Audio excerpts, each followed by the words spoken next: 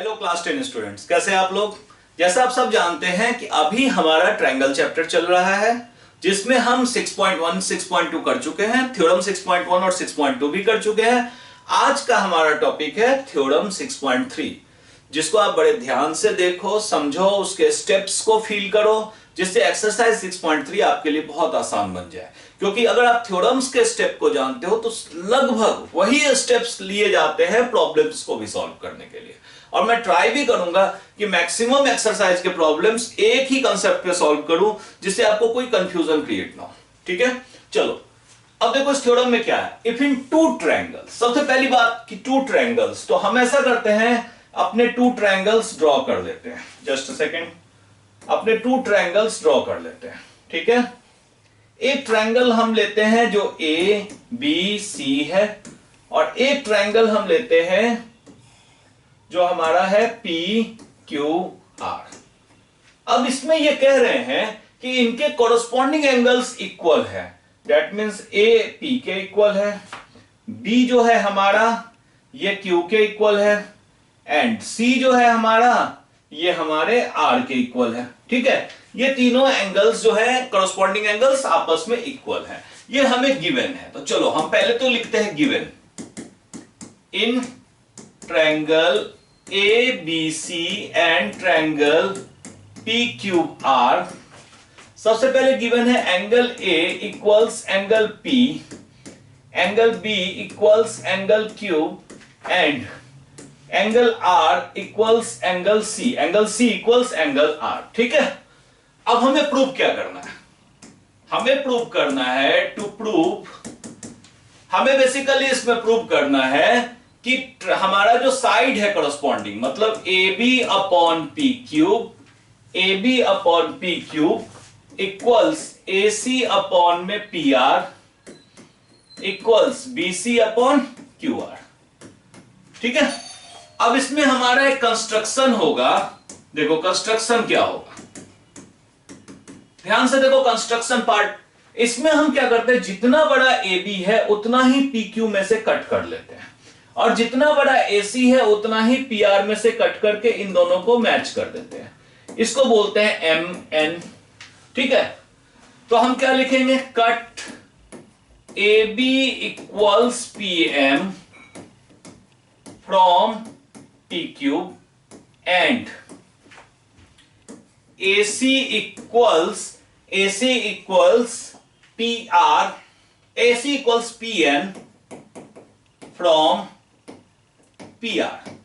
देखो हमने क्या किया, जितना हमारा AB है उतना PM कट कर लिया, और AC जितना है उतना PN कर लिया, और M और M को ज्वाइन कर लिया।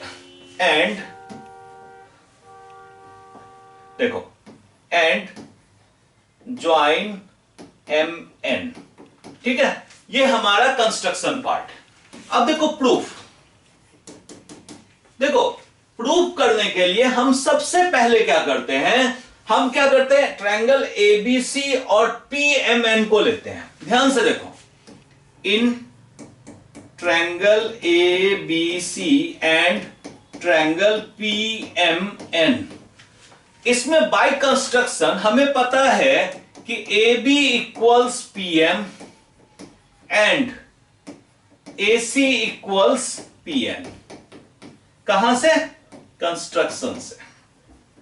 ठीक है, हमें यह पता है कंस्ट्रक्शन से कि AB और PM इक्वल है और AC और PN इक्वल है। ठीक है, दोनों इक्वल हैं। अब इसके बाद एंगल A और एंगल P, ये तो ऑलरेडी गिवन है हमारा कि एंगल A और एंगल P सेम है, and angle A equals angle P, ये कहां से? गिवन। तो ये अगर दोनों ट्रायंगल में देखो तो क्लास 9 में आपने पढ़ा हुआ है एस एस, एंगल ए तो इक्वल है ही पी के और एस।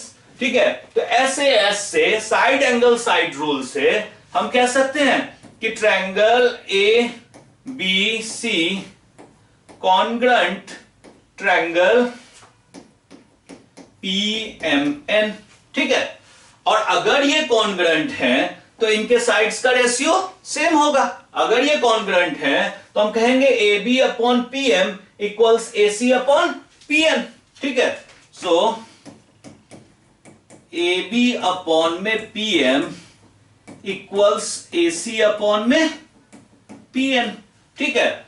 और सिमिलरली हम ये भी कहते हैं कि हम BC अपॉन में MN भी कर सकते हैं, बट उसकी बात बाद में करेंगे, ठीक है। हम इसको फर्स्ट इक्वेशन ले लेते हैं, ठीक। जहां जरूरत होगी इस इक्वेशन की वहां हम इसको यूज करेंगे। अब देखो साथ साथ एक चीज और हो गया कि अगर मान लो कि इनके साइड्स इक्वल है तो ये एंगल भी इक्वल है कॉन्ग्रेंट में। Also angle B equals angle PMN, ठीक है। Angle B equals angle PMN और B तो एंगल Q के इक्वल है, B तो एंगल Q के इक्वल है, ठीक है। सो इसका मतलब angle PMN equals angle Q। अच्छा, एंगल PMN अगर एंगल Q के इक्वल हो जाए ये दोनों एंगल, तो ये दोनों तो कोरस्पॉन्डिंग एंगल्स हैं। इसका मतलब कि ये line MN parallel to QR होगा, ठीक है। So MN parallel to QR, क्योंकि ये कोरस्पॉन्डिंग एंगल रूल से, कोरस्पॉन्डिंग एंगल्स, ठीक है। तो कोरस्पॉन्डिंग एंगल रूल से जब हमारे पास आ गया MN पैरेलल टू QR, तो अब हम क्या करेंगे, देखो अब हम क्या कहते हैं कि अगर MN पैरेलल टू QR है तो ये तो थ्योरम जो हमने फर्स्ट पढ़ा है 6.1, इसमें ये लाइन अगर इसके पैरेलल होगा तो वो रूल अब हम यहां लगा देते हैं। नाउ इन ट्रायंगल PQR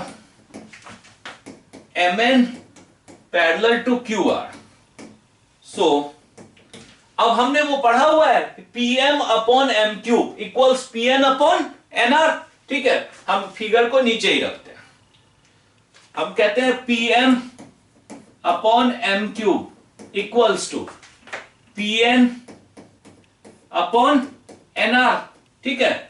अब हम ऐसा करते हैं कि ये जो हमारे पास आया है हम ऊपर से कुछ पॉइंट्स हटा देते हैं जिससे आपको थोड़ा सा स्पेस मिल जाए। देखो अभी हमारे पास आ गया PM अपॉन में MQ इक्वल्स PN अपॉन में NR, ठीक है। अभी का जो आया, अब इसमें देखो पिछली एक्सरसाइज में मैंने बार बार कहा था कि जो चीजें हमें चाहिए होती है उस रेशियो में उसको ले लो नीचे।